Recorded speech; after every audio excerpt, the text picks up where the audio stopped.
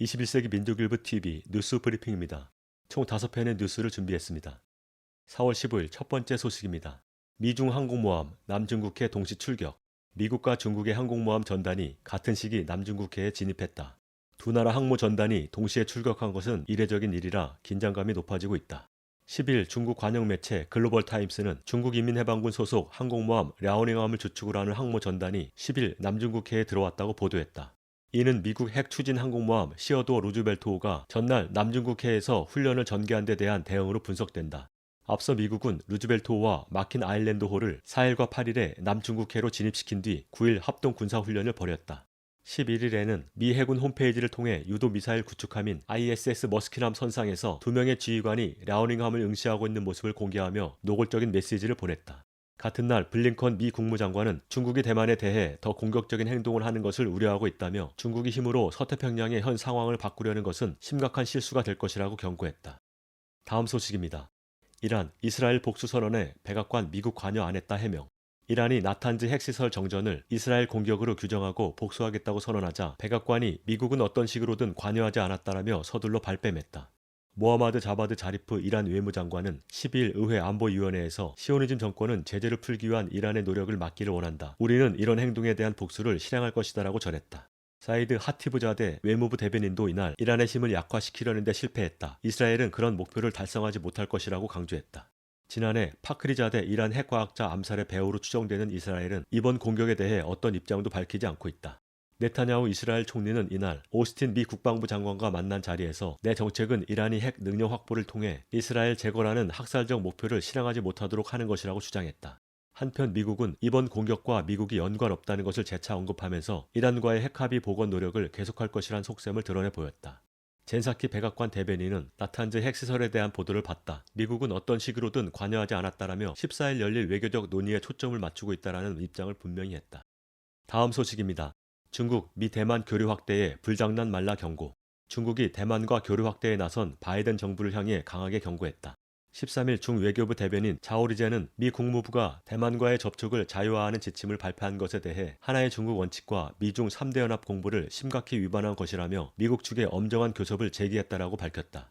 이어 대만 문제는 중국의 주권, 영토의 완전성, 핵심 이익에 관한 것이므로 어떤 타협도 할 수 없다면서 미국은 대만 문제에 대해 불장난을 하지 말고 어떤 형태로든 대만과의 공식 접촉을 중단해야 한다라고 말했다.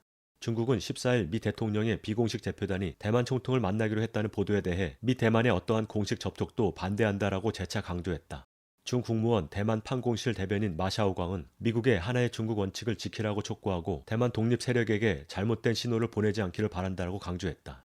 이어 중국이 연일 대만 인근에 전투기 항공모함 등을 전개하고 인민해방군의 군사훈련을 실시하는 것은 대만 독립을 억제하고 미 대만의 유착을 억제하겠다는 결심의 신호, 대만 해협의 안전과 국가 주권을 보호하기 위해 필요한 행동이라며 군사적 대응에 대한 입장을 단호히 했다.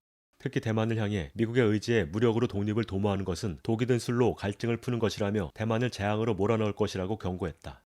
한편 전 미 국무장관 존 캐리가 미 대통령 기후 특사 자격으로 14일 중국을 방문한다. 캐리 특사의 방문을 앞두고 중 총리 리커창은 미 재계 인사들과의 화상회의에서 양국이 비충돌, 비대립, 상호 존중, 협력 상생의 정신을 유지해야 한다며 중미 관계 개선에 대한 의지를 피력했다.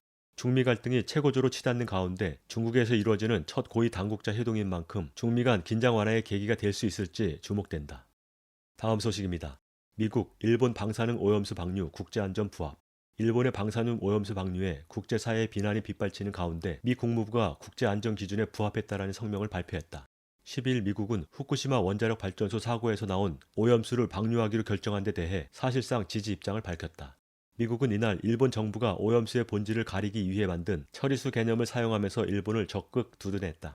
네드 프라이스 미 국무부 대변인은 성명에서 일본 정부는 국제원자력기구와 긴밀히 협조해 방사능 감시, 복원, 폐기물 처리, 원전 폐로 등을 포함한 후쿠시마 원전 사고의 후속 처리를 결정했다라며 이같이 밝혔다.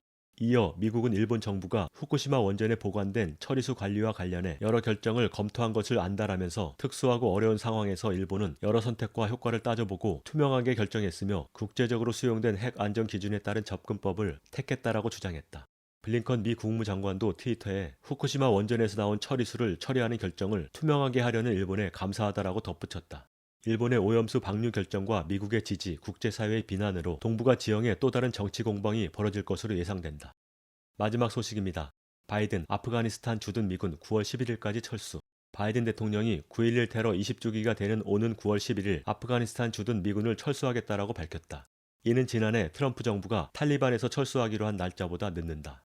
탈리반은 성명을 통해 모든 외국군이 5월 1일까지 철수하지 않으면 미국과 나토에 공격을 감행할 것이라고 발표했다. 아프가니스탄 주둔 미군은 2,500명으로 유지되다가 최근 들어 1,000명이 추가됐다. 미군을 제외한 외국군은 7,000명에 달한다. 워싱턴 포스트지는 바이든 대통령의 이번 결정은 아프가니스탄에 친미 정부를 세우려는 미국의 군사적 공격에도 불구하고 탈리반이 지난 20년 동안 건재했다라는 행정적 평가에서 비롯됐다라고 주장했다. 아프가니스탄 전쟁에 들인 미국 재정은 수조에 달하며 2,000명이 넘는 미군이 목숨을 잃었다. 희생된 아프가니스탄 민중은 10만 명이 넘는다. 백악관 관계자는 우리가 아무런 계획 없이 전 정부에서 협상한 5월 1일이라는 날짜를 어긴다면 탈리반과 다시 전쟁을 해야만 한다라며 바이든 정부는 그것이 국익에 어긋난다고 믿는다라고 말했다. 9월 11일 아프가니스탄 주둔 미군 철수의 목표는 한 명도 남기지 않고 완전 철수하는 것이다. 백악관 관계자는 조건부 철수가 아니다. 대통령은 조건부 철수는 아프가니스탄에 영구 주둔하기 위한 수단일 뿐이라고 말했다라고 밝혔다. 이어 러시아나 북코리아, 이란처럼 미국에 핵 위협을 주지 않기 때문에 이런 결정이 가능했다라면서도 그것이 아프가니스탄에 재주둔할 것이라는 의미는 아니다. 앞으로는 아프가니스탄 정부를 정부 대 정부로 외교적으로 대할 것이다라고 거듭 강조했다.